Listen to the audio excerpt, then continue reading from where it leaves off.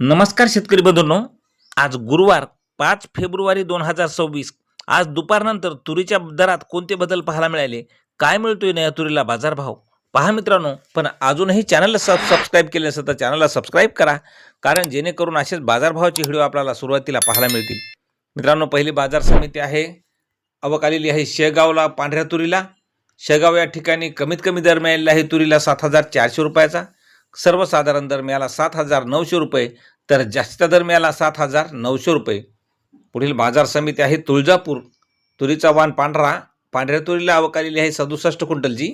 कमीत कमी दर मिळाला 8,000 रुपये. सर्वसाधारण दर 8,400 रुपये, तर जास्तीचा दर मिळाला 8,500 रुपये. पुढील बाजार समिती आहे देवळा. तुरीचा वाण पांढरा आवक आलेली आहे 3 क्विंटलची. कमीत कमी दर मिळाला 7,445 रुपये. सर्वसाधारण दर 7,480 रुपये, तर जास्तीचा दर मिळाला 7,590 रुपये. मित्रांनो, पुढील बाजार समिती आहे दोंडाईचा. आवक आलेली आहे 437 क्विंटलची. कमीत कमी दर मिळाला 5,859 रुपये.